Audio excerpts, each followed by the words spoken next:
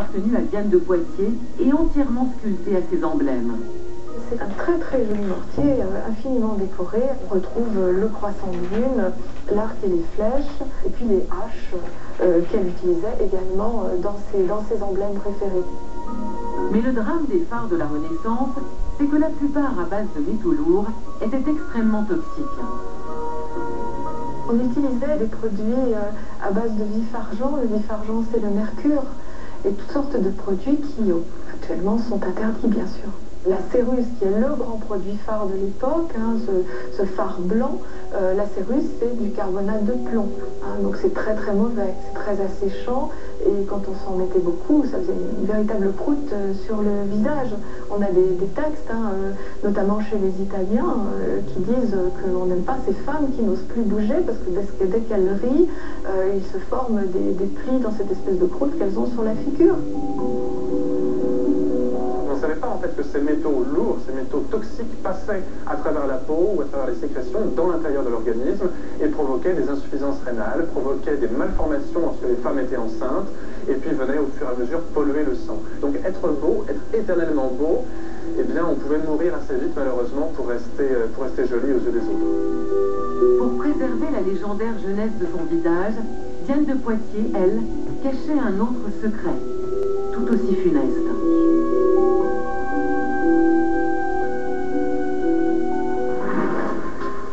Philippe Charlier est paléopathologiste. Il est spécialisé dans l'étude médicale des restes osseux. En 2008, il a retrouvé une partie du squelette de Diane de Poitiers dans une fosse commune du cimetière d'Annette. Des révolutionnaires l'avaient enterré ici après le saccage de son tombeau. On va tomber sur le crâne, un crâne adulte en fait. Donc là on continue, on fait vraiment une fouille le plus minutieuse possible. Les recherches et analyses sur les restes de la duchesse ont mis au jour une incroyable découverte sur la cause du décès de Diane. L'analyse toxicologique a montré qu'il y avait entre 100 et 1000 fois trop d'or dans les cheveux. C'est un taux qui est en rapport avec une intoxication chronique en or. Et ça, c'était vraiment une découverte à laquelle on ne s'attendait pas du tout. En effet, chaque matin, Diane de Poitiers avait pris l'habitude de boire des bouillons d'or solubles. Une pratique courante à la Renaissance. Ce qui règne à l'époque, c'est ce qu'on appelle la théorie des signatures. On considère que pour avoir un teint clair, lumineux et un caractère inaltérable, on doit manger de l'or. Bien, on considère que l'inaltérabilité va passer directement du métal dans le patient. Mais sans le savoir, Diane va s'empoisonner à petit feu. Car derrière son aspect fascinant, l'or est un métal très toxique pour le corps humain.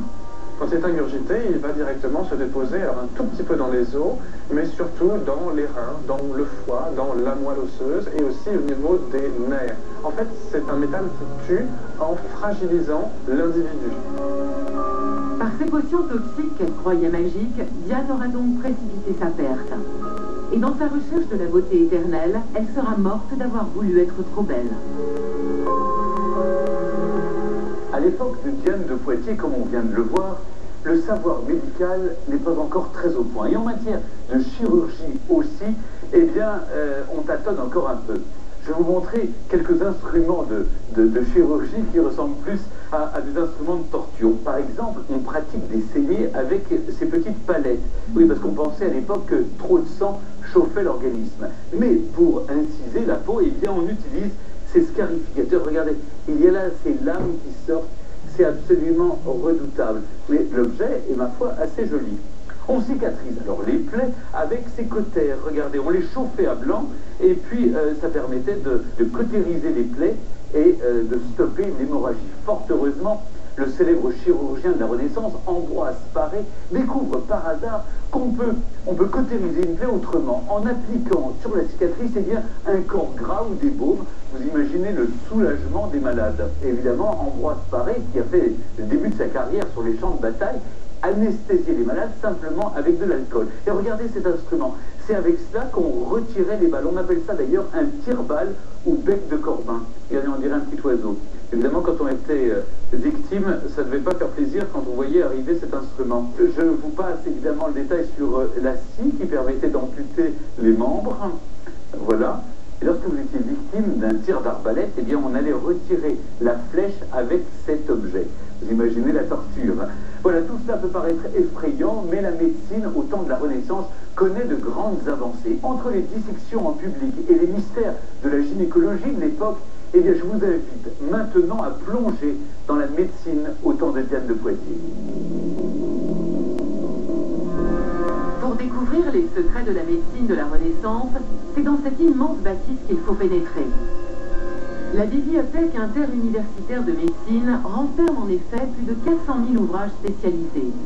Parmi eux, protégé derrière cette grille, le premier fonds de livres anciens du monde. Ici, à l'abri des regards, dort un trésor unique. Jean Théard, historien de la médecine, en connaît les moindres secrets. Des ouvrages d'une beauté inestimable, comme ce précis d'ophtalmologie de 1664, tout en couleur et inédit dans sa présentation. Alors vous voyez cet homme qui vous présente son cuir chevelu avec ses cheveux bien frisés, mais on ne voit pas tout de suite qu'il faut soulever la première image, que l'on tombe sur les réseaux veineux, n'est-ce pas, les os du crâne, avec les sutures. Si vous soulevez encore, eh bien vous aurez une succession de poutres. C'est une espèce de sceptique du crâne. À chaque page, c'est tout un univers méconnu de la médecine qui se dévoile, avec ses pratiques singulières. Il s'agit simplement de quelqu'un qui louche, et non pas de fantomas. Alors on avait inventé des masques correcteurs de strabisme, comme celui-ci, qui obligeait, vous voyez, le regard, s'il voulait atteindre ces objets, à se redresser, pour ainsi dire.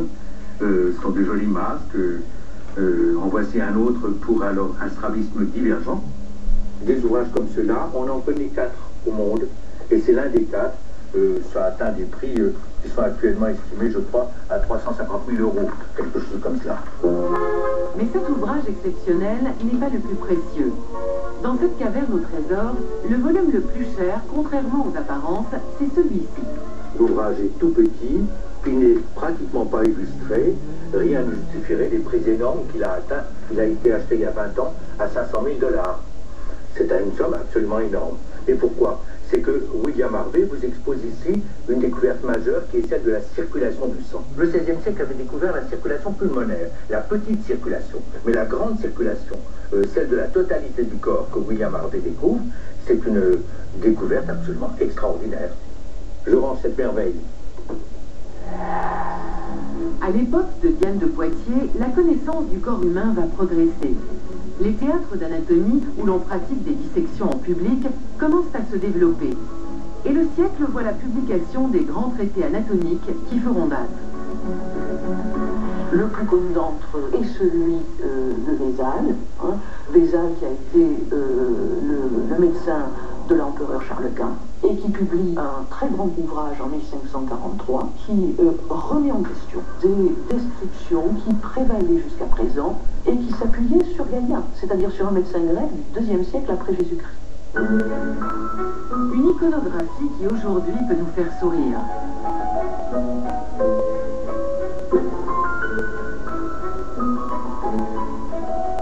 Souvent, surtout pour le système musculaire, on leur fait porter des objets, soulever quelque chose, etc. C'est une manière de montrer le fonctionnement de l'organe. Pour un homme de la Renaissance, ce n'est ni risible ni inquiétant. C'est vraiment la continuité du mort et du vif. Mais les questions qui vont passionner l'époque portent bien sûr autour de la gynécologie. En effet, le couple royal, Henri II et Catherine de Médicis, reste stérile pendant de longues années et laisse perplexes les médecins du temps. Chacun proposait son hypothèse, qui disait que cela provenait d'une malformation d'Henri, qui disait que cela provenait plutôt de Catherine, d'autant que c'était une Médicis et que les femmes Médicis enfantaient tard. Donc je suppose que cela faisait le sujet de conversation des courtisans. Catherine de Médicis ira même jusqu'à demander des conseils à Diane de Poitiers. Diane avait, je dirais, un intérêt singulier pour tout ce qui touchait à la gynécologie, à l'obstétrique, puisque d'ailleurs un médecin du temps lui a dédié un ouvrage sur ces questions-là. Mais à l'époque, les secrets de la procréation sont loin d'être connus.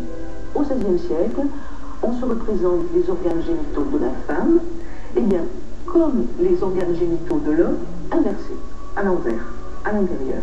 C'est la raison pour laquelle on pense que la femme produit une semence. comme l'homme, et une semence qui est nécessaire donc à la formation de l'embryon. Pour pouvoir enfanter, Catherine de Médicis se tourne donc vers la magie et ses redoutables potions.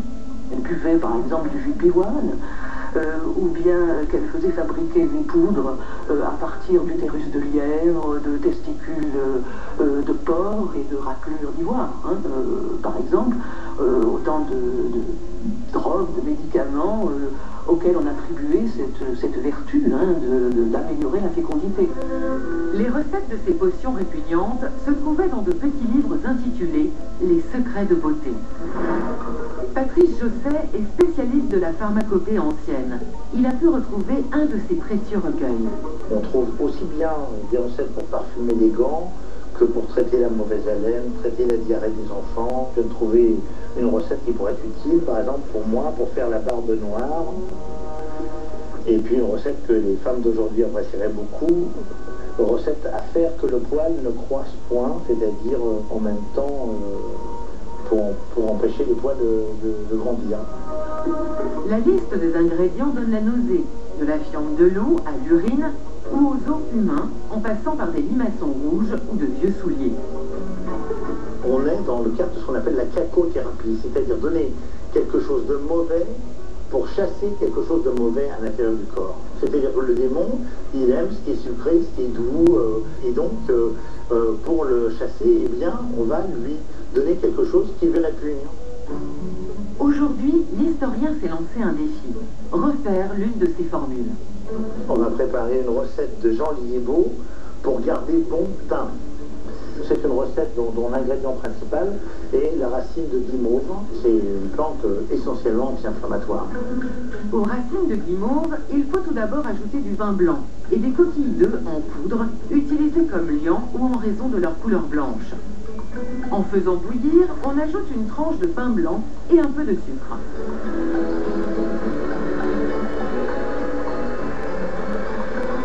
À la Renaissance, on se soigne à partir de plantes qui sont connues depuis l'Antiquité. On connaît plus de 600 plantes, on connaît leurs usages, la façon de les utiliser, c'est-à-dire comment est-ce qu'on les prend, c'est-à-dire crues, cuites, en décoction, en infusion, est-ce qu'on prend la racine ou l'écorce.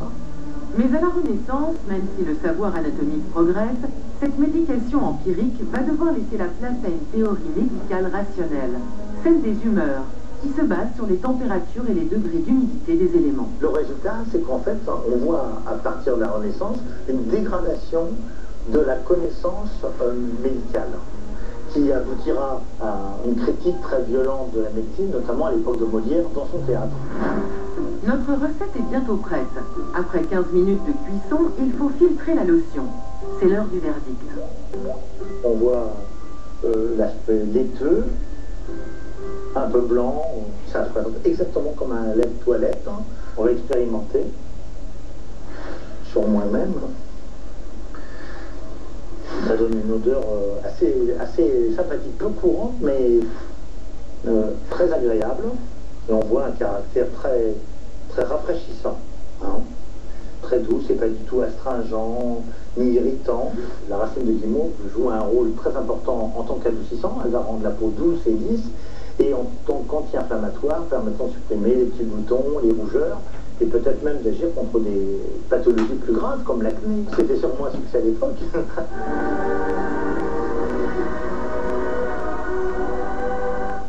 Plongez au cœur des trésors de la littérature française. Comme ça, quand je saurai les lire, ça ira vous. Je peux d'ores et déjà vous assurer que mes chansons vous adorez.